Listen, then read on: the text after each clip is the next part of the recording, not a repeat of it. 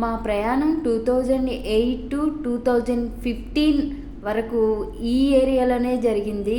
అదేనండి 2008 టు 2015 ఇదే అసెంబ్లీ దగ్గర మెడ్సిటీ అనే హాస్పిటల్ ఉండేది.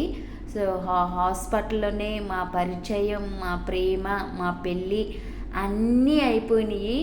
అందుకేనండి నాకు చాలా ప్రత్యేకత సెక్రటరేట్ అంటే. సెక్రటరేట్ ఇప్పుడు మనకి 10 ఇయర్స్లో డెవలప్ అయిందండి. ఇదివరకు సెక్రటరేట్ వేరుగా ఉండేది. మొన్నైతే మేము అటువైపు వెళ్ళామన్నమాట. చాలా బాగుందండి.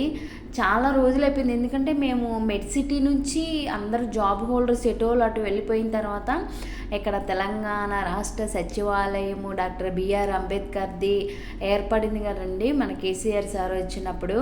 అంతకుముందు సెక్రటరేట్ వేరుగా ఉండేదండి.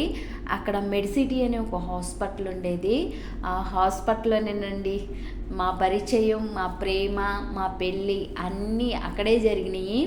అందుకే సెక్రటరేట్ అంటే చాలా ప్రత్యేకత, చాలా ఇష్టం. కానీ సెక్రటరేట్ చాలా మారిపోయిందండి. అసలు ఎంత మారిపోయిందంటే ఇవేమీ ఉండేది కాదు. 2015లో మేము అటువైపు నుంచి మెహదీపట్నం సైడ్ వచ్చేసాము. తర్వాత అటు వెళ్ళటం చాలా తక్కువైపోయింది.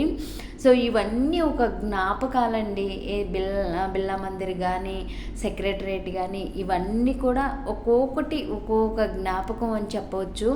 అక్కడ లుమినీ పార్క్ కూడా ఉంది కదా, లుమినీ పార్క్ కూడా ఒక జ్ఞాపకం అండి. కానీ అక్కడ రోడ్లు వేసి అదంతా పడగొట్టి అవన్నీ ఇంత మంచిగా రెడీ చేశారండి సెక్రటరేట్. చాలా చాలా బాగుంది సెక్రటరేట్ అంటే. సెక్రటరేట్ అది ఒక అద్భుతం అని చెప్పవచ్చు. ఈ 10 ఇయర్స్ జర్నీ ప్రతిది కూడా మాకు గుర్తుంటుంది.